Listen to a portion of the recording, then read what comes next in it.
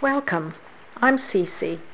I'm a character, and I'm going to converse with you on the subject of fulfilling your heart's desires. If you will notice, there are seeds scattered in my heart, as there are in yours. These are seeds of my true desires. Many of these desires we all share in common. Let me ask you a question. What do you think some of the common desires found in all human hearts are? Many have responded to this question with acceptance, significance, to be part of something bigger than myself, to be heard, to be respected, to love and to be loved, and to be appreciated. These answers can be sorted into two categories: connect and contribute. These are two of our common desires: to connect to others and to contribute. All of our hearts share a desire to connect and to contribute to making a difference in this world. When people have the opportunity to freely connect in order to contribute their unique abilities and ideas to making a difference, an authentic, connected community is the result.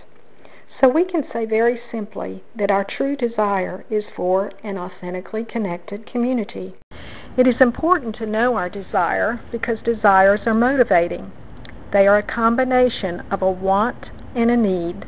For example, if we are hungry, we not only want food, but we also need it. In other words, we desire it. Too often, however, what is going on around us creates a want in our minds for that we mistakenly believe to be a desire of our heart. For instance, when we have eaten dinner and are full but see a picture of a scrumptious piece of chocolate cake, we may mistakenly believe that we desire it. The truth is that we may want it, but we do not need it. When we confuse the wants of our minds with the desires of our hearts, we get pulled away from fulfilling our heart's true desire, the desire for an authentically connected community. This raises questions. If our common desires are to connect and contribute, why is authentic community not the norm? Why does teamwork have to be taught in business and school? Why is there divorce? Why are there broken relationships? There are many answers to these questions, but bottom line, the answer is simply communication. Think about this a moment. All communication is for one of these two purposes: to connect or to make a contribution. Saying hi to a stranger is for the purpose of connecting. Giving directions or sharing an idea is an attempt to make a difference in another's life. Can you imagine a marriage, business, government, church, school, friendship, or community that would not prosper if it were built on caring communication? That is, communication that is adaptable, respectful, and engaging. Learning the art of communication begins with understanding that people attempt to meet their common desires to connect and contribute by communicating 4 different ways. Each can at times seem like a foreign language to the others. The 4 are based on 2 continuums. One continuum appraises how people attempt to connect, and the other how they attempt to make a contribution. The connection continuum reflects how comfortable a person is in expressing his or her emotions. The contribution continuum reflects how he or she attempts to influence others. The intersection of these 2 continuums creates 4 sets of characteristics that represent how people communicate.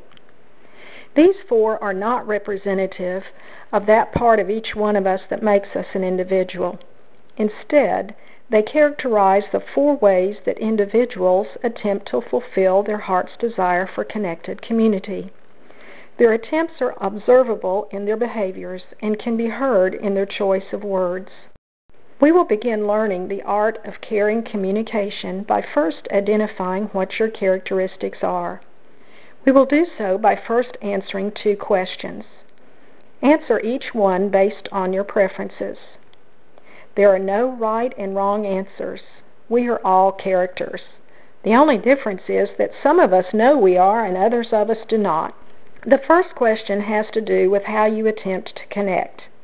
Do you express your emotions when you are communicating with others, or do you tend to control them? Do you tend to talk in terms of feelings or thoughts? Where would you place yourself on this continuum?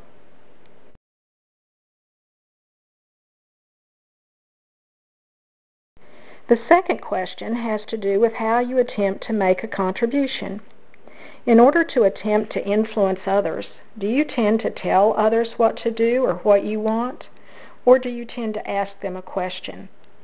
Let me give you an example of a person who influences by asking questions. You may share a decision you have made with another only to have that person ask you a couple of questions. Before you know it, you decide to change your mind. That person has influenced you through questions rather than saying something like, "You don't want to do that." Now, look at the contribution continuum and determine where you would place yourself.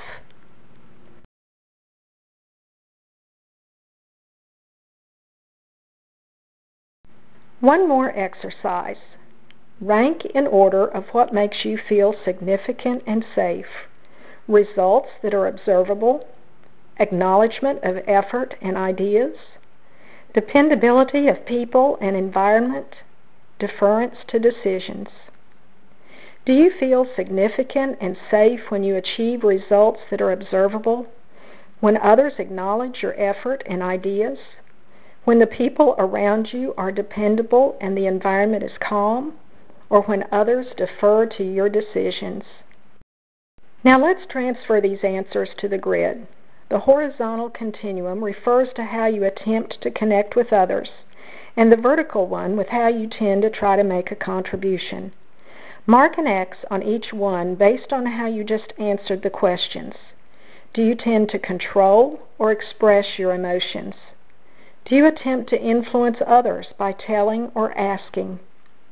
Now underline the one you ranked number 1 in what makes you feel significant and safe. Did you rank observable results, acknowledgement of effort and ideas, deference to decisions, or dependability of people and environment highest? Now we are ready to determine how you attempt to connect and contribute. If you tend to control your emotions and are more comfortable expressing your thoughts, and you influence others by telling, your main communication preferences are directive. The accomplishment of results will give you a sense of safety and significance. Directors tend to make decisions solo and initiate change. If you tend to express your thoughts through your emotions and influence others by telling, you will be promotional in the way you interact with others. Acknowledgement of your effort and ideas will make you feel safe and significant. Promoters are more comfortable making joint decisions, and change excites them. If you tend to control your emotions and speak in regard to thoughts, and you influence others by asking questions, your communication character is referred to as analytic. Deference to your decisions allows you to experience significance and safety. Analyzers, like the directors, are more comfortable making decisions alone, but unlike the director, resist change. If you tend to express yourself in terms of feelings and use questions to influence others, your communication characteristics will be organizational. Dependability of people and a status quo environment allows you to feel significant and safe. Organizers tend to make joint decisions, like the promotional character, and do not like change, like the analytical one. If you're not sure what your character is or whether it is accurate, do not worry. It will become clear as you participate in the next session. All of us have one set of communication characteristics that is our comfort zone, but we have also learned how to communicate in other ways. Some have learned to be more adaptable than others. I hope that you can see in this overview the importance of learning the art of communication, and perhaps have already identified where some of your communication breakdowns and misunderstandings occur. It is the goal of the remaining sessions to empower, equip, and encourage you to foster the harmony of authentic connectedness in all of your relationships, and to boost the power in your projects by practicing the art of communication. If you have participated in other personality and/or style programs, that is good. All you learn there will be helpful as we learn the art of communication.